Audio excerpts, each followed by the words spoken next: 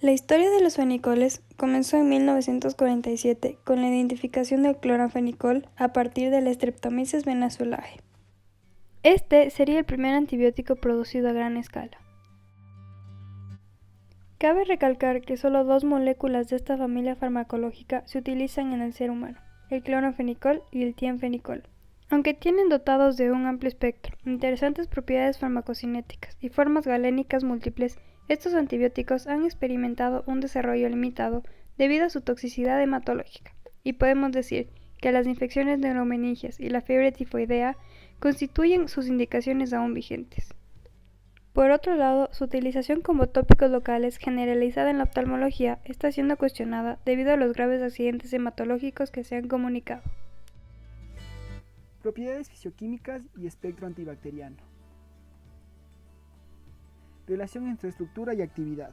El cloranfenicol y el tianfenicol son dos moléculas cuyas estructuras son bastante similares.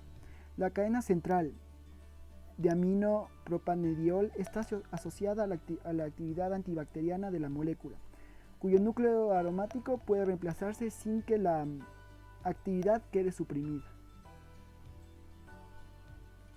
Mecanismos de acción. Los fenicoles penetran en la bacteria mediante un mecanismo activo e infieren en el crecimiento bacteriano, inhibiendo la síntesis proteica mediante una acción a nivel de la subunidad 50S del ribosoma bacteriano. Se une al sitio de fijación del ARN, interrumpiendo la elongación de la cadena proteica durante la síntesis. Actividad antibacteriana. Los fenicoles son antibióticos de amplio espectro. El cloranfenicol activo sobre la mayoría de las bacterias aeróbicas gram positivas y gram negativas. También constituyen una referencia en relación con los gérmenes anaeróbicos. Cabe recalcar que los gérmenes naturalmente resisten a los fenicoles. Bactericida y bacteriostasis. Los fenicoles son antibióticos bacteriostáticos para la mayoría de los gérmenes sensibles, con la excepción de Haemophilus influenzae, Streptococcus pneumoniae y Neisseria meningitis, para los que se han descrito un efecto bactericida. Antagonismo. Los fenicoles ejercen in vitro un antagonismo sobre el efecto bactericida de determinados antibióticos, como por ejemplo los betacálmicos y los antiglucósidos. Por otra parte, la trimetopía y el sulfametaxazol ejercen en algunos modelos la inhibición del efecto bacteristático del cloranfenicol.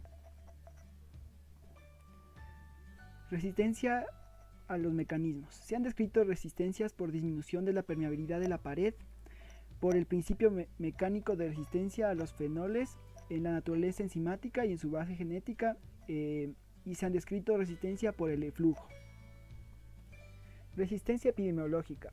Se debe tener en cuenta que la resistencia a los agentes implicados en la meningitis son los más importantes, ya que los meningococos son muy sensibles a estos antibióticos. Sin embargo, hay que señalar que existen algún tipo de cepas que cuentan con un alto nivel de resistencia. En consideraciones farmacocinéticas tenemos lo siguiente.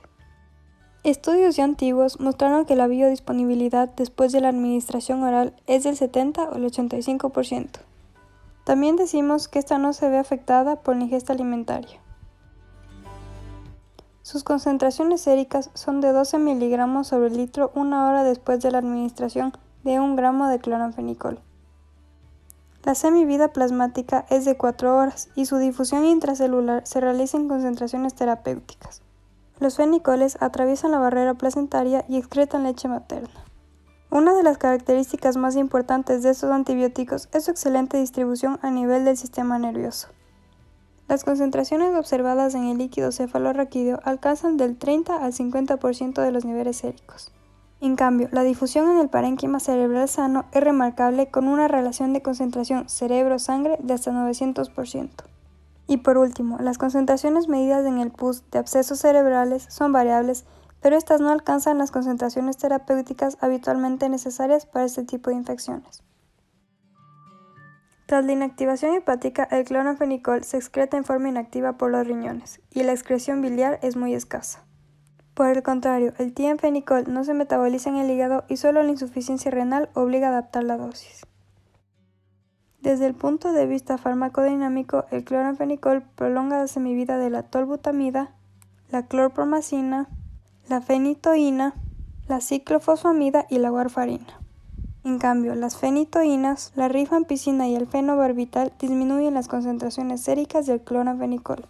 También se observó un aumento de toxicidad con la mayoría de los fármacos metabolizados a nivel hepático. Cloranfenicol. Efectos indeseables.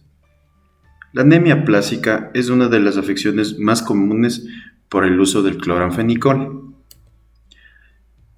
Se produce en uno de cada 20.000 a 60.000 pacientes. Este tiene una afección poco frecuente que se da porque el cuerpo deja de producir suficientes células sanguíneas. Se produce por una lesión en la médula ósea, en este caso por el cloranfenicol. Puede producirse por un tiempo prolongado de semana o meses.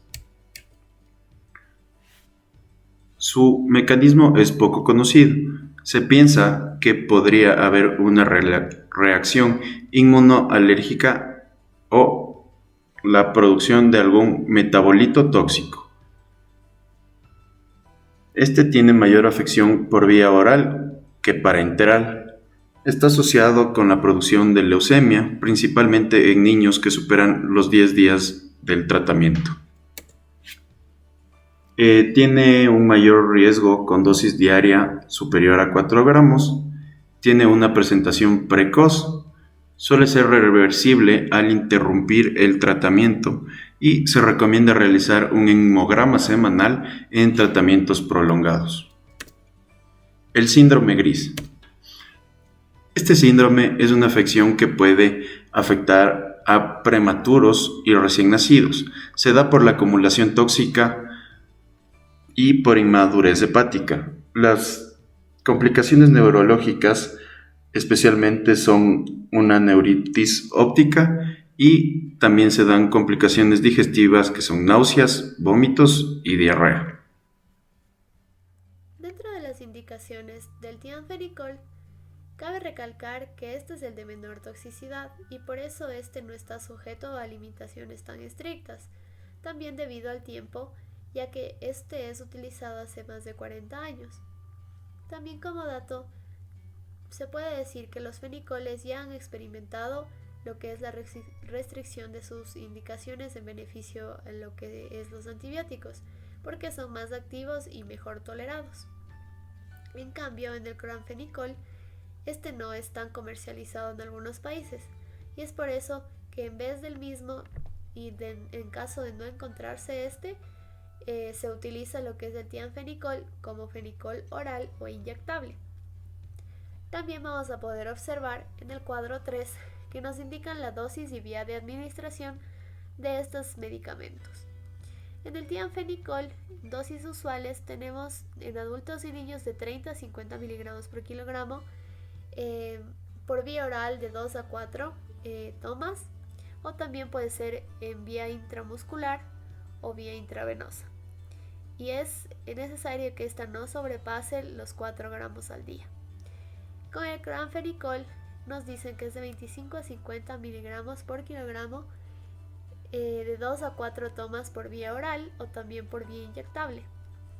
También en un caso excepcional existe la posibilidad de tomar 100 miligramos por kilogramo por día. En cuanto a la meningitis bacteriana, se puede decir que los fenicoles han constituido durante años los antibióticos de referencia en este tratamiento, tanto en adultos y niños. Y a pesar de que estos antibióticos conservan una actividad sobre lo que son los meningococos y sobre Haemophilus influenzae, confirmada tanto por numerosos estudios clínicos, el aumento de lo que es la resistencia del neumococo al cloranfenicol. Además, Friendlab ha comunicado fracasos clínicos del cloranfenicol en un estudio para evaluar el valor de este. Por eso es que los fenicoles solo pueden proponerse como tratamiento alternativo en los pacientes que no toleran los betalaxámicos ni la vancomicina. En otros países donde por razones económicas estos últimos no están disponibles, la forma inyectable de liberación sostenida del cloranfenicol oleoso es de mayor interés en estos países. En cuanto a las infecciones de listeria monocitógenes, Puede considerarse la utilización del cloranfenicol en caso de la intolerancia a las aminopenicilinas y al cotrimoxazol.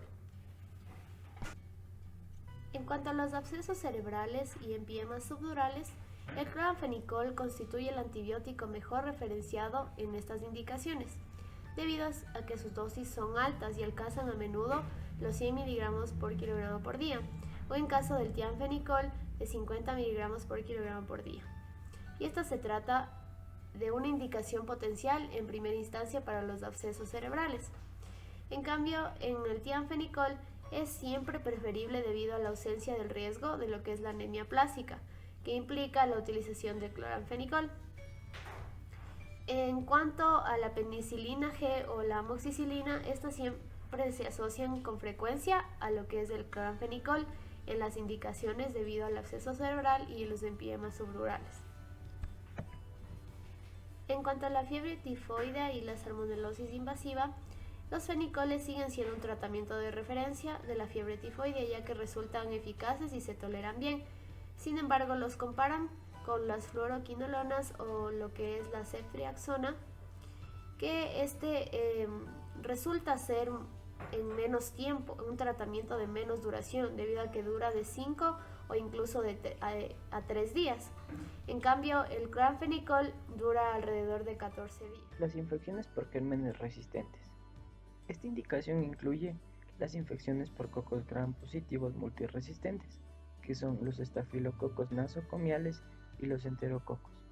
Acerca de los estafilococos nosocomiales existen relativamente pocos estudios que validen esta indicación, pero resulta notable que la sensibilidad de los estafilococos nosocomiales sea de un 90% resistente a la metilicina.